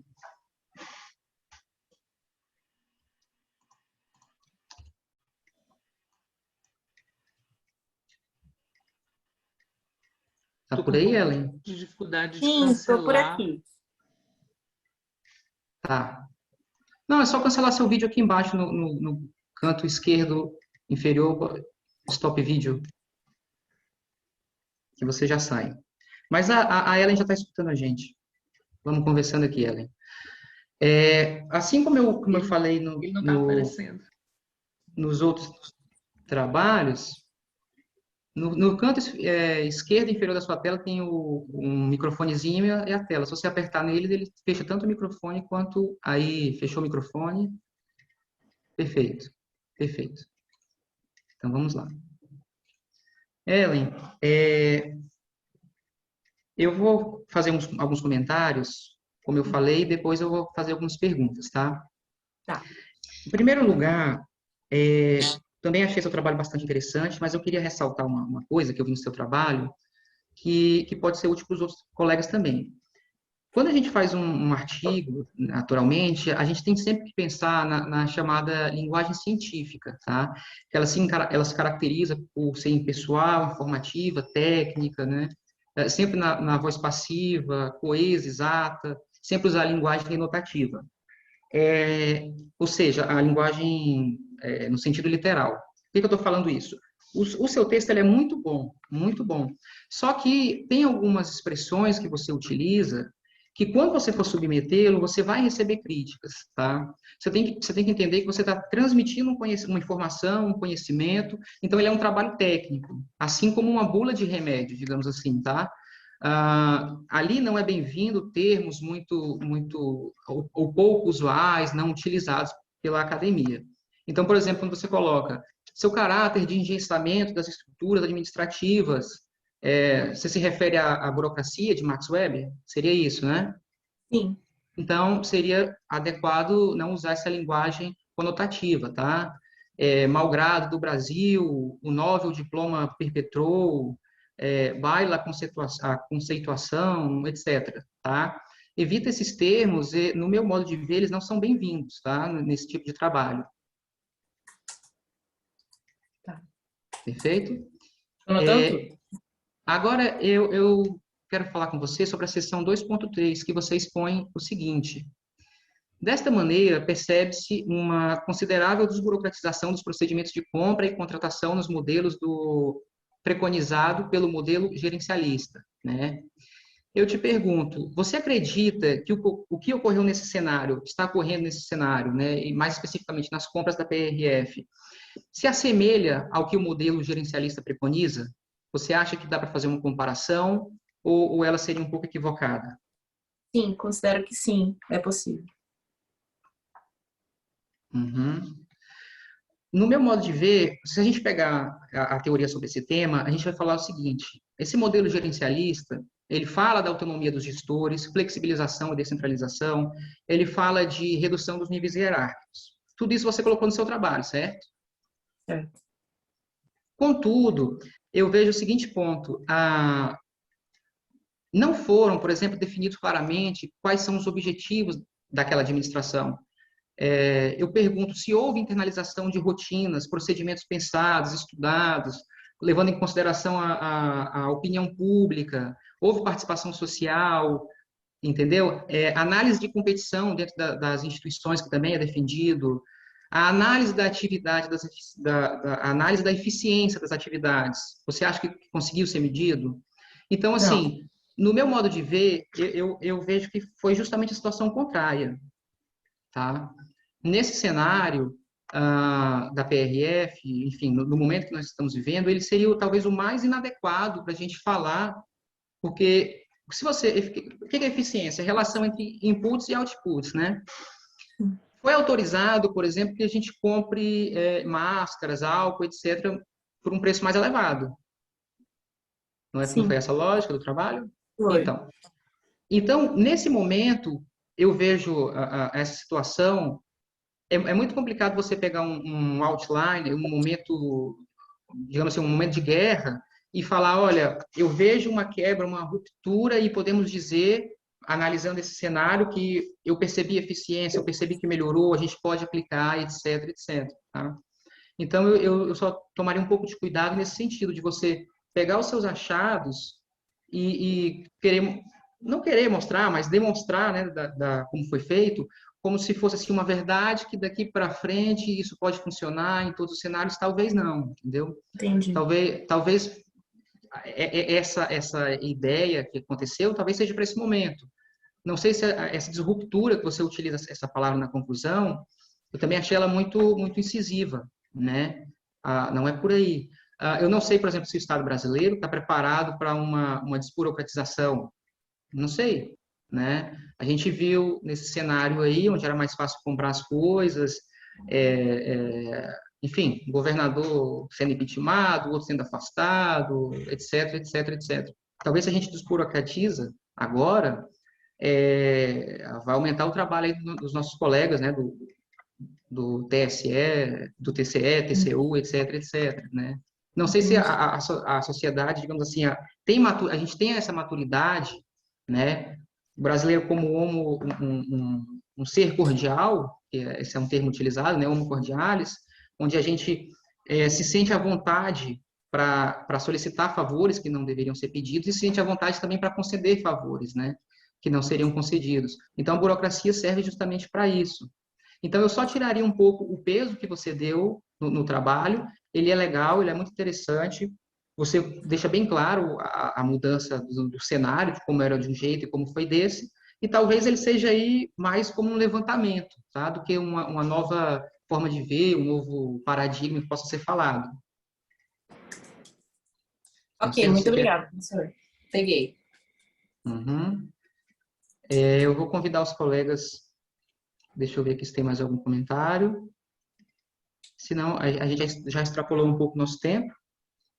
Eu acho que a gente pode encerrar então, né, professor? Professora Sigrid?